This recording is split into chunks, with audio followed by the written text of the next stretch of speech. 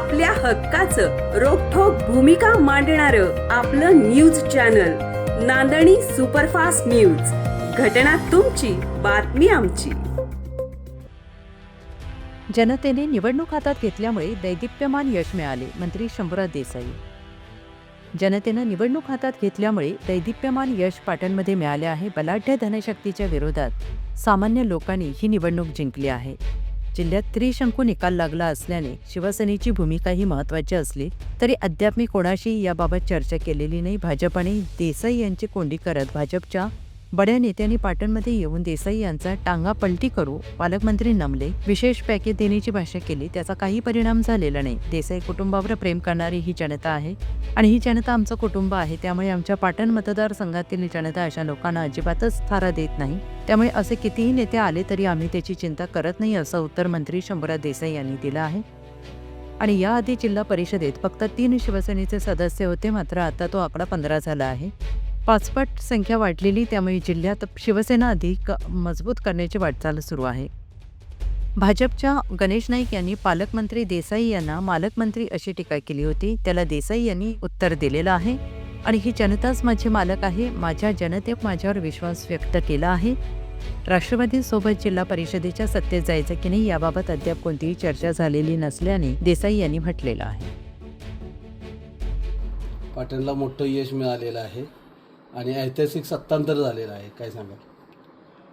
पाटण तालुक्यातल्या एकूणच आणि माझ्या विधानसभा मतदारसंघातल्या जिल्हा परिषद पंचायत समिती निवडणुकांचा जर विचार केला तर अत्यंत दैदिप्यमान अशा पद्धतीचं यश शिवसेनेला मिळालेलं आहे.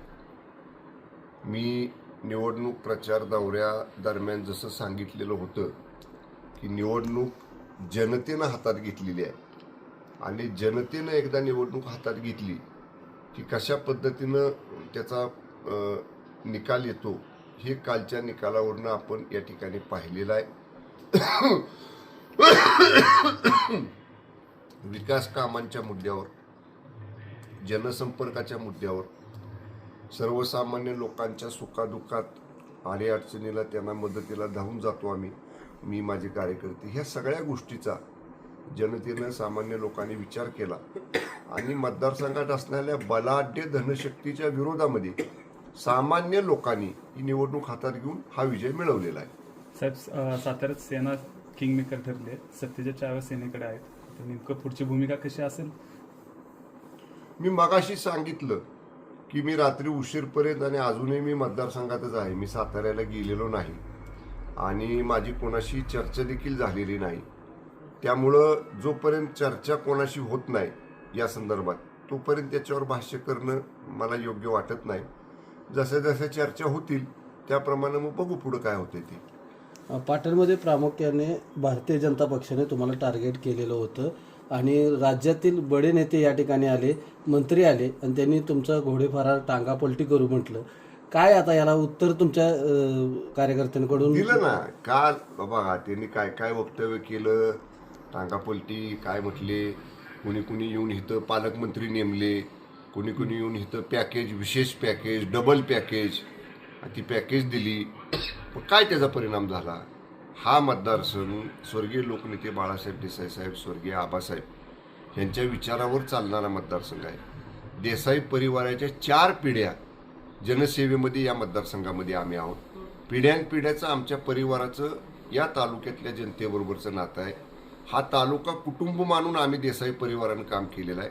त्यामुळं असं कुणाचं डबल टिबल पॅकेज, कुणी दुसरा पालकमंत्री नेमला इथं आणून आणि कुणी काय टांगा पलटी आणि घोडे काय म्हणले फरार, ह्या अशा गोष्टीचे किती जरी वक्तव्य केले तरी आमच्या मतदारसंघातली जनता अशा पद्धतीच्या वक्तव्याला बिलकुल थारा देत नाही. आणि मी म्हणलं तसं जनता आमच्या पाठीची आहे. त्यामुळे असे किती नेते आले आणि किती वक्तव्य केली तरी त्याची आम्हाला चिंता करण्याची गरज नाही.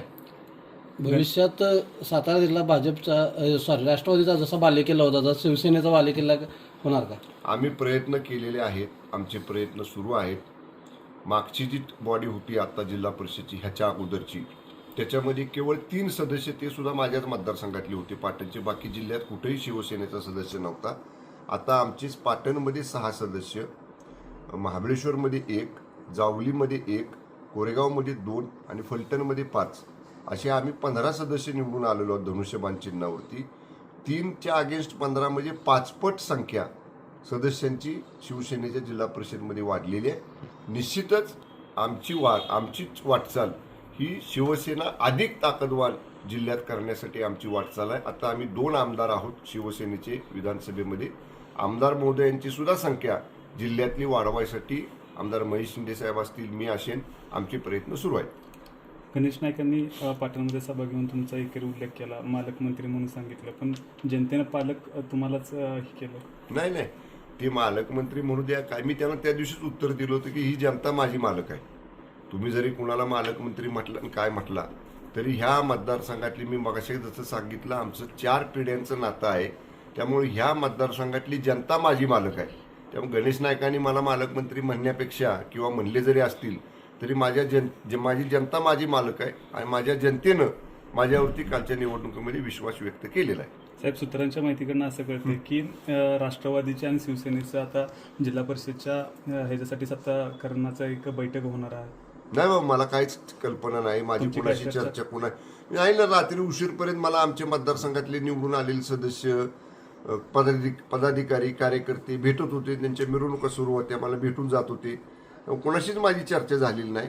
मी म्हणलं मगाशी उद्या जिल्हा नियोजन समितीची बैठक आहे साताऱ्यामध्ये DPDCची 2026-27चा प्लॅन फायनल करायसाठी. कदाचित सगळे मान्य आमदार नेते उद्या जिल्ह्यात असतील. समजा काही चर्चा झाली तर सांगतो आपल्याला. साहेब, शिवसेना राष्ट्रवादी बरोबर जाणार की भाजप बरोबर जाणार? चर्चाच नाही अजून कोणाबरोबर, तर मी काय सांगणार आता. आणि मला कसं आहे, मला आमच्या 15च्या 15 सदस्यांना एकत्र बोलवून त्यांच्याशी चर्चा करूनच निर्णय घ्यावा लागेल ना. त्यामुळे आम्ही एकत्र बसू, चर्चा करू आमच्या पक्षांतर्गत आणि मग आमचा निर्णय घेऊ. अशाच ताज्या घडामोडी पाहण्यासाठी आजच आपल्या नांदणी सुपरफास्ट न्यूज या यूट्यूब चॅनलला लाईक करा, शेअर करा आणि सबस्क्राईब करायला विसरू नका. नांदणी सुपरफास्ट न्यूज, घटना तुमची, बातमी आमची.